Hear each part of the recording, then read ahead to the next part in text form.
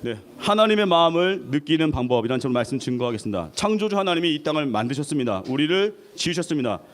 뭐 히브리어까지 알 건 없지만 창조하다의 히브리어로 바라예요. 축복하다의 히브리어가 바라크. 같은 뿌리에서 나온 건데 한마디로 창조 자체가 복이라는 거예요. 우리 존재가 복인 거예요. 앞에 있는 친구들 뭐 모든 예배자들 내 존재가 복이라는 거예요. 우린 그러죠. 너는 공부 잘하니까 복이 있어. 아니에요. 내 존재가 복인 거예요. 너는 키가 크니까 복이 아니에요. 내 존재가 복이에요. 너는 집이 넓으니까 복이 있긴 아닙니다. 내 존재가 복인 거예요.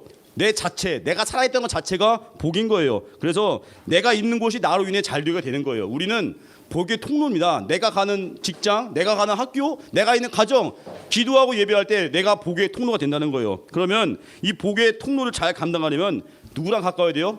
따르겠습니다. 하나님과 친밀할 때 복의 근원이 됩니다. 우리 하나님과 친해져야 사람과 관계가 좋아져요. 어떤 사람은 사람과 관계가 뒤틀려 있어요. 삐져 있어요. 왜 그럴까? 그 사람과 문제가 아니라 하나님께 삐져 있는 거야. 하나님께 뭔가 속상하니까 사람 보면 짜증나는 거야. 어떤 사람이 어떤 친구가 그래요. 예배를 잘 안 드리고 우습게 여겼더니 지나가다가 누가 딱 어깨에 부딪혔는데 쫓아가서 두드려 패고 싶대. 알고 보니까 자기 상태가 안 좋은 거야. 예배를 빼먹고 예배를 안 드리니까 내 마음이 공허하니까 지나가다 누가 툭 부딪혀도 화가 나는 거. 쫓아가서 한판 붙고 싶은 거야. 그러면 이제 마귀의 종되는 거지. 근데 영적으로 상태가 충만하잖아요. 지나가다 누가 부딪혀. 아이 뭐 이 정도쯤이야. 뭐 웃으면서 탁탁 털고. 그게 마음의 여유예요. 여러분 예배 잘 드리면요 부드러워져요. 예배 잘 드리면요 사람이 사랑스러워져요. 눈빛이 달라요. 눈빛이. 요즘 마스크 이제 곧 벗을 텐데요. 마스크 쓰다 보니까 저는 여러분들의 만난 사람들 만나서 눈빛을 보거든요. 선한 눈망울이 있어. 눈이 아주 사슴 같아. 그 안에 은혜가 있어요. 여기 앞에 있는 김상희 선생님 눈을 봐요. 눈 사슴눈 정말 선하잖아요. 그냥 만나면 뭐 다 꺼내줄 것 같죠? 그냥 왕차 뜯어내세요. 아직 다 줄 건데 우리 하나님과 관계가 친하면요 사람과 관계가 부드러운 거예요. 오늘 두 가지 메시지요. 우리 하나님 우리 사랑하시거든요. 하나님 그 사랑 안에 거하면 세상에서 이깁니다. 오늘 본문 통해서 두 가지 하나님의 사랑을 알고 일어서기 바랍니다. 첫 번째가 하나님 정확하게 알라는 거예요. 하나님은 살피시고 밝히 아십니다. 오늘 시편 139편은 성전에 와서 주님 안에서 부르는 노래예요. 다윗의 기도입니다. 근데 우리 이럴 수 있어요. 교회 와서 기도하는데도 불구하고 하나님 진짜 살아 계십니까? 하나님과 관계가 서먹서먹한 사람도 있어요. 기도하는데 나 같은 사람도 하나님 사랑하실까요? 이런 의심을 가진 사람도 있어요. 하나님이 나같이 집도 어렵고 나같이 성적도 안 좋고 나같이 몸도 약한 사람을 사랑하실까요? 당연히 사랑하시죠. 근데 이렇게 오해하는 사람도 있습니다. 왜 오해할까요? 내 자존감이 무너지고 또 상처받은 사람들, 또 삶의 현실의 문제가 너무 크니까 자기만의 생각하는 거예요. 근데 다윗은 어때요? 다윗은 달라요. 어떤 상황에도 하나님 나와 함께 하신다. 그 믿음이 있어요. 다윗은요 고단했어요. 인생이 피곤했어요. 사울 왕에게 쫓겨난 왕에게. 아니 그냥 일반 사람도 아니고 왕이 쫓아다녔어요. 그럼 얼마나 왕이 무섭게 따라다녔겠어요. 군사를 이끌고. 그러면 걸리면 죽겠죠. 그 정도로 쫓기고 또 다윗은 충신에게 배반당했어요. 그런데 다윗은 낙심하지 않아요. 왜요? 하나님이 어떤 분인지 확실하게 아니까. 첫 번째 하나님 어떤 분이에요? 살피신 하나님. 살피신다는 거 뭐예요? 우리 돌 속에 있는 금, 그거 어떻게 캐낼까요? 용광로 속에 몇 번을 들어가면요 돌 속에 금이 이제 나오는 거거든요. 근데 하나님은 그 돌 속에 있는 금을 이미 알고 보고 계시는 분이에요. 우리 마음에 무엇이 있는지 다 알고 있어요. 나를 스캔하듯이, 나를 병원에서 뭐 CT 촬영하듯이 나를 다 보시는 거예요. 사람은 어때요? 사람들은 겉모습만 봐요. 쟤 생머리네. 쟤 잘생겼네. 쟤 안경 꼈네. 쟤네 집 잘 사네. 쟤 학교 좋은 학교네. 그런 것만 보고 사람 판단하는 사람들을 바보라고 하는 거예요. 껍데기만 보는 사람들. 그런데 하나님을 믿는 사람들은요 내면을 보는 거예요. 여러분 집에 가면요 여러분들 어머니가 있죠. 어머니는 참 신기해요. 목사님 어릴 적에 보면은 학교 끝나고 집에 가서 엄마 이러면 어때요? 너 배고파? 어떻게 하지? 다 알아. 학교 끝나고 집에 가서 엄마 야 표정 안 좋아. 엄마 이러면 너 성적 안 좋았구나. 금방 알아. 말도 안 했거든요. 엄마는 기가 막히게 알아요. 근데 아빠는 뭐예요? 아빠! 뭐야 너? 아빠는 몰라. 아빠는 몰라. 말 좀 해. 뭐야? 근데 엄마는 잘 알아. 엄마! 너 힘들구나. 엄마! 너 100점 맞았니? 엄마는 다 알아요. 기가 막히게 알아. 말만 해도 알아요. 우리 김상희 선생님도 다 알 거야. 선생님! 뭐 사줄까? 이럴 거예요. 다 알 거요. 우리 말만 하면 사람도 이렇게 사랑하면요. 사랑하면 안다고. 근데 사람도 아는데 하나님은 모를까요? 하나님은 우리 눈빛 보고도 알아요. 너 지금 슬펐구나. 너 사랑받고 싶구나. 하나님 우리 내면을 다 아시는 분이에요. 그럼 어때요? 이런 하나님이 우리 아버지래요. 그럼 마음이 벅차오르는 거예요. 하나님이 나를 아시니까, 내 마음 아니까 그때부터는요 억울할 일이 없어요. 성적이 어떤 사람 그래요. 성적이 떨어졌다고, 결과가 안 좋다고 막 엄마한테 혼날 때 있어. 야, 내가 너 이러려고 공부시켰니? 내가 너 이러려고 학원 보냈니? 뭐 속상하죠. 근데 하나님은 알고 계세요. 너 힘들었구나. 우리 속상하면요 엄마한테 가지 말고 하나님께 가는 거예요. 하나님이 우리 마음을 다 아세요. 너 속상했구나. 어떤 사람은 직장에서 막 무시당했어. 회사에서 막 뭐라고 해. 당신은 이러려고 당신에게 월급 줍니까? 막 핍박을 해. 속상하죠. 그때 어디로 가야 돼요? 교회에 와야 돼요. 그럼 예수님이 우리 마음을 어루만지시고 힘을 주시고 내 속사정을 다 들어준다는 거예요. 왜요? 나를 아시니까. 하나님은 또 밝게 하십니다. 139편 2절 보니까 주께서 내가 앉고 일어서면 아시고, 내가 앉고 일어선다는 걸 안다는 거예요. 그게 뭐였습니까? 내가 주저앉았을 때 힘들었구나, 그걸 아시고, 또 다시 일어날 때 내 마음을 안다는 거예요. 목사님 학교 다닐 때 8시까지 학교 가야 되거든요, 중학교 때. 근데 8시 넘어가면은 학교에 그 학년 주임 선생님이 딱 8시 넘어가면 시간을 봐. 8시 넘어서 학교 정문 통과하면은 이리 와 다 무릎 꿇게 앉아. 나 거기서 먼저 막 이래야 돼, 막 기합 받아야 돼. 근데 목사님이 한번 지각을 했어요. 웬만하면 목사 지각 안 하거든요. 성실하게 다녔는데 한번 8시 5분에 학교 도착을 했어요. 근데 목사님이 저 100m 뒤에서 막 뛰어갔어. 지각했지만 8시 5분이면 지각이죠. 근데 막 뛰었어. 왜냐면 살고 싶어가지고. 근데 지각이야. 근데 목사님 옆에 어떤 친구는요, 어차피 지각인데 뭐 그냥 걸어가. 아유 뭐 그냥 어차피 지각인데요 하고. 어떻게 했을까요? 목사님은 결국 통과가 됐어. 그 친구는 너 이리 와, 무릎 꿇어. 신기했어요. 그랬더니 그 선생님이 그래. 너는 지각은 했지만 네 마음이 귀하다. 뛰려고 했지 않니? 대단하지 않아? 그때 받은 기억이 있어요. 선생님도요 우리 마음을 보는 거예요. 너 지각 안 하려고 뛰었구나. 8시 5분이지만 넌 통과. 너는 괘씸해. 늦은 놈이 안 뛰어? 늦은 놈이 어디를 이러고 걸어와. 걔는 더 혼났어. 우리 마음을 본다니까요. 선생님도 마음을 보는데 하물며 하나님이 우리 마음 안 보겠냐고. 우리 마음 중심을 안다고요. 너 괜찮아. 너 할 만큼 너 잘했어. 넌 최선을 다한 거야. 너 100점 못 맞아도 넌 내 자녀야. 너 운동 못해도 넌 내 자녀야. 너는 집이 넓지 않고 집이 좀 어려워도 넌 내 자녀야. 낙심하지 마. 그게 하나님 마음이거든요. 뭘 남과 비교해요. 우리 하나님 자녀인데 이 땅을 창조하신 분이 우리 아버지시라고요. 믿습니까? 그러면 절대 비교할 거 없어요. 그래서 우린 주님이 내 마음을 아는 거예요. 근데 우린 이럴 수 있어요. 여러분 우린 가끔 이래요. 왜 내 마음을 몰라주세요? 사람들하고 대화를 이럴 수 있어요. 그럼 반대로 어떤 식으로 해요? 왜 내 마음을 몰라주니? 막 친구한테 넌 왜 내 마음 몰라줘? 그러면 반대로 해서 그 친구 마음을 다 알면 기쁠까? 만약에 보석이 마음을 목사님이 다 알고 있어. 너 보석이 오늘 이따가 이거 끝나고 점심 먹을 거지? 어떻게 알았죠? 너 점심 메뉴 파스타지? 어떻게 알았죠? 다 맞추면 기분 좋을까? 처음엔 놀래다가도 나중에 무서울거려? 목사님 저런 것까지 다 아나? 무서워. 나중에 다 하려고 하면 영혼이 생각 문제 하는 거야. 영혼아, 너는 학교에서 네가 제일 잘생겼다고 생각하지? 그럼요. 아니 어떻게 알았지? 막 이러면 놀랄 거라고. 레나가 있어. 레나한테 레나야, 너는 네가 노래 제일 잘 부른다고 생각하지? 그럼요. 아니 어떻게 알았지? 이렇게 다 맞춰버리면은 처음에는 놀래요. 민 목사님은 진짜 돗자리 깔아야겠네. 이러다가 나중에 다 도망가. 맞추면 처음에 좋을 것 같지. 다 하면 좋아할 것 같지. 어떤 친구가 너 지나가다가 몰래 방귀 꼈지. 어떻게 알았죠? 목사님 오토바이 지나갈 때 소리 세길래 그때 방귀 꼈어요. 이런 친구 있거든. 오토바이 소리에 묻히려고. 근데 다 맞춰봐. 그럼 당황하겠죠. 민 목사님아 못 놀아 이제. 왜? 너무 다 맞춰버리니까. 너 지난번에 코 후볐지. 어떻게 알았죠? 이렇게 후볐는데 다 알고 있어. 얼마나 창피해. 그러면 민 목사님 나중에 혼자 있겠죠. 아무도 없어 내 주변에. 왜요? 너무 많이 알아버리니까. 사람은요 알면 알수록 실망하는 거예요. 근데 하나님은 다 알아도 실망하지 않고 끝까지 내 곁에 계시는 분이에요. 여러분 교회 와서 실망했다고 하지 마세요. 인간은 죄인이야. 뭘 죄인에게 실망을 해?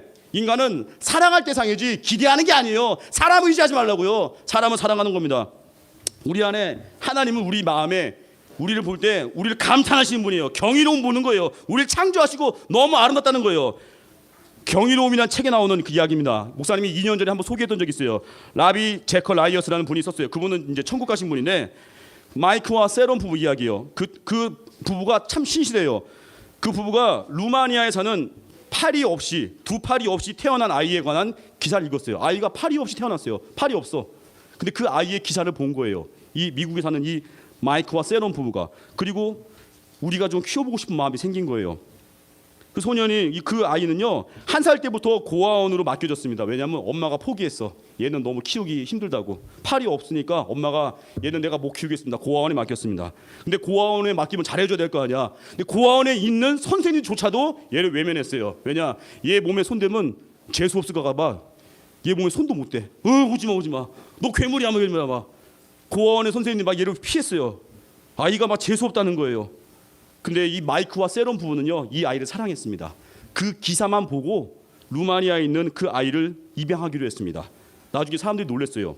아니 왜 입양하려고 합니까? 걔 재수 없잖아요. 그 엄마가 그랬어요. 엄마가 아니 우리 아이를 나도 포기해서 고아원에 맡겼는데 우리 아이를 왜 데리고 가요? 당신 미쳤어요? 제정신이에요? 아니 미국 데려가서 우리 아이를 뭐 실험 대상으로 삼으려고요? 가지고 장난치려고요? 막 오해하는 거예요. 그랬더니 이 마이크와 세론 부부가 성경 구절을 근거로 자기들이 입양한 이유를 알려줬습니다. 그 성경 구절이 오늘 본문이에요. 그 마이크와 세론 부부가 그 엄마한테 얘기하는 거예요. 자기들은 이 아이를 사랑하고 이 아이에게 진짜 소망을 주고 싶습니다. 자기들은 하나님 말씀 통해서 은혜 받은 게 있습니다. 말씀을 들려준 거예요. 시편 139편 13에서 15절. 주께서 내 내장을 지으시며 나의 모태에서 나를 만드셨나이다. 내가 주께 감사함은 나를 지으심이 심히 기묘하심이라 놀랐다는 거예요. 주께서 하신 일이 기이함을 내 영혼이 잘 아나이다. 내가 은밀한 데서 지음받고 땅의 깊은 곳에서 기이하게 지음받은 때에 나의 형체가 주의 앞에 숨겨지지 못하였나이다. 이 말씀 읽어주는 순간에 그 팔 없는 아이의 엄마가 눈물을 주르 흘렸어요. 하나님이 우리 아이를 이렇게 사랑하셨군요. 그걸 깨닫면서 눈물을 주르 흘리면서 아이를 맡긴 거예요. 그리고 그 아이가 마이크 세론 부부의 집에 입양이 결국 돼서 사랑받았습니다. 그리고 손이 없잖아요. 그때 발로 밥 먹는 법을 가르쳤어요. 발가락으로 수저를 잡고 발로 밥을 먹게 됐어요. 그리고 식당에 갈 때마다 이 아이가 너무 사랑스러운 거야. 그 존재만으로. 많은 사람들이 이 아이를 보면서 주목을 했어요. 야, 저렇게 사랑스러운 아이가 있구나. 그리고 엄마 아빠의 사랑을 한 몸에 받고, 그리고 이 아이에게 음악을, 이 아이가 8살 될 때 그 세론, 그 기독교 크리스찬 부부거든요. 세론이나 엄마가 입양한 어머니가 기독교 선생님을, 크리스찬 선생님 붙여줘서 이제 음악을 가르치게 됐습니다. 발로 연주를 시작했어요. 발로 발가락으로 연주 시작하는데 첫 번째 연주를 했습니다. 근데 8살 되는 그 아이 이름이 조지. 그 아이가 첫 번째 음이 처음에 틀려버렸어요. 처음부터. 그 얼마나 망신스럽겠지만, 근데 잠깐 빨개졌다가 그 아이가 낙심을 안 해. 선생님 딱 보더니 딱 웃고, 선생님 딱 웃고 다시 하는 거, 발가락으로 다시. 그리고 하나도 안 틀리고 전체 곡을 다 연주했습니다. 많은 사람들이 일어나서 기립박수 쳤어요. 박수치고 감동받았어요. 그 입양한 그 아이를 입양한 아버지의 말이에요. 하나님과 우리 관계가 이렇습니다. 우리는 비록 연약하고 부족해도 하나님은 언제나 우리 곁에 서서 너는 내 자녀야, 너는 사랑스러워 말해준다는 겁니다. 세상 끝날까지 언제나 함께 있겠다는 걸 말해준다는 거예요. 이게 바로 하나님 믿는 사람의 힘이에요. 우리가 볼 때 팔도 없고 막 부모가 포기하고 고아원 보내면 우리 어때요? 아, 쟤는 어떻게 살까? 아니에요. 하나님의 자녀거든요. 하나님 먹이시거든요. 하나님 사랑하거든요. 로마서 11장 29절 보니까 하나님의 은사와 부르심에는 후회하심이 없느니라. 하나님은 우리를 만들었죠? 불렀죠? 절대 후회 안 해요. 막 불러놓고 야 잘못 불렀어, 야 넌 태어날 게 아니었어, 그러지 않으신다는 거예요. 너는 잘 태어났다, 너는 사랑스럽다. 그게 아버지 마음이라는 겁니다. 이 마이크와 세론 부부는요 또 한 번의 기적을 행동했어요. 뭐냐면 한 아이를 입양했죠. 또 음악을 시켰죠. 근데 이 세론 부부, 이 부부가요 다음에 인도라는 나라에서 우리 교회에서 선교하는 나라인데 또 한 명의 장애우 아이를 또 입양했어요. 그 8살 조지라는 아이에게 동생이 또 생겼습니다. 왜 이렇게 힘든 아이들을 이렇게 끌어안을까요? 하나님의 사랑을 본 거예요. 목사님도 지난주에 특별한 경험했습니다. 몇 달 전에 교도소에서 편지가 왔습니다. 우리 교회에. 교도소라는 건 죄를 져가지고 이제 감방에서 살아야 되는, 감옥 철창 안에 갇힌 분이 편지를 보냈습니다. 이제 재판에서 징역 몇 년 때리면은 그 기간만큼 살아야 돼. 그거 때리기 전에 몇 달 전에 우리 교회 편지가 왔습니다. 담임 목사님에게 편지가 왔습니다. 탄원서를 좀 써달래요. 탄원서라는 건 이거예요. 예를 들자면 징역 10년짜리가 탄원서를 누가 제출하잖아요. 그럼 그 형이 좀 줄어드는 거예요. 탄원서는 저 사람은 그 정도로 심한 죄인이 아니라고 다른 사람이 그 사람을 지지해 주는 거예요. 다른 사람이 재판장님에게 용서를 구하는 거예요. 이 사람 좀 긍휼을 베풀어 달라고 대신 써주는 게 그게 탄원서거든요. 그 탄원서를 어떤 이름 당연히 밝힐 수 없지만 어떤 형제가 보냈어요. 교도소에서 담임 목사님께 보냈는데 결국 제가 쓰게 됐습니다. 저한테 목사님 바쁘시니까 제가 쓰게 됐는데 두 달 전에 탄원서를 보냈습니다. 뭐라 썼냐면 한 번도 만난 적이 없지만 그 형제 뭐 어떤 죄인지도 모르겠어요. 그냥 써달라니까 써야죠. 왜냐하면 제가 쓴 한 문장 한 문장이 한 사람의 감옥에서의 기간을 줄일 수 있는 거야. 그래서 제가 썼어요. 재판장님, 이 형제분 뉘우치고 있고 이 형제분 예배드렸던 형제입니다. 이 형제분 다시 기회 주시면 안 되겠습니까? 그 목사님 본 적이 없으니까 쓰긴 썼어요. 써서 편지를 보냈습니다. 두 달 전에. 그리고 이제 또 다시 편지가 왔어요. 지지난주인가요? 한 번 더 탄원서를 부탁한대요. 곧 재판 날짜가 다가온대요. 이번에 쓸 탄원서가 중요하대요. 근데 막상 쓰려니까 또 쓸 말이 없는 거예요. 왜냐면 모르잖아요. 이서 만나지도 못했는데 뭘 어떻게 써? 탄원서 어떻게 써야 될지. 거기다가 기도했어요. 기도하다가 하나님이 4월 28일 날, 며칠 전이죠. 재판이 진행되기 전에 목사님이 빠른 우편으로 탄원서를 썼습니다. 기도하던 중에 하나님이 그런 마음을 주셨어요. 야, 너 어차피 그 형제 모르지? 너는 잘 모르지만 나는 그 형제 사랑하니까 내 마음을 탄원서에 담으면 안 되겠니? 깨달았어요. 그렇지. 나는 그 형제 모르잖아요. 그러니까 예수님을 알잖아요. 예수님의 마음을 썼습니다. 뭐라 썼냐면, 존경하는 재판자님, 저는 이 형제와는 솔직하게 썼어요. 아직 만나본 적이 없습니다. 대화도 이번이 처음입니다. 그리고 이 형제가 죄에 대해서 얼만큼 뉘우치고 반성하는지 전혀 모릅니다. 이 형제가 이거 읽다가 뚜껑 열리는 거 아니야? 얼마나 뉘우치는지 모른다고 썼어요. 그 다음에 썼어요. 그 다음 뭐냐면, 다만 이 형제를 진심으로 사랑하시는 예수님을 기억합니다. 인간은 지옥 갈 수밖에 없는 운명인데 예수님이 십자가 죽으심으로 우리를 구원했습니다. 사회의 시스템은 바꿀 수 없지만 예수님의 사랑이 이 형제를 바꿀 것입니다. 재판장님이 예수님을 믿는 분이라면 이 형제에게 긍휼을 베푸시고, 재판장님이 예수님을 믿지 않는 분이라면 오늘 예수님을 영접하십시오. 축복합니다. 홍대세교회 민준호 목사 올림.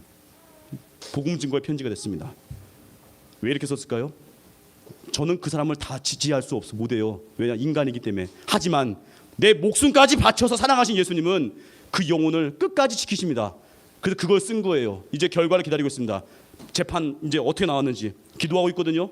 이게 뭐예요? 하나님 아버지 마음을 전달한 거예요. 우리도 예수님 마음 같잖아요. 다른 누군가를 위해서 대변할 수 있어요. 그리고 예수님을 증거할 수 있어요. 그럼 살릴 수가 있습니다. 결론, 하나님 우리 살피십니다. 내 마음 아십니다. 밝히 아십니다. 그래서 우리 억울하지 않습니다. 그 나를 지으심이 심히 놀랍고 나를 향한 계획이 있습니다. 남과 비교하지 않습니다. 그래서 우리는 기쁨과 감격 가운데 살아가는 거예요. 그리고 그 사랑을 전하잖아요. 하나님 마음을 알게 돼요. 용서하잖아요. 사랑하잖아요. 남을 위해 희생하잖아요. 하나님 마음을 깊이 깨달아서 세상을 이길 수 있는 믿음의 용장이 될 것입니다. 이 믿음의 길로 예배하고 전도하는 데 쓰임받는 우리 초동부 되기를 주님의 이름으로 축원합니다. 자리에 진행하겠습니다. 은혜 찬양하겠습니다.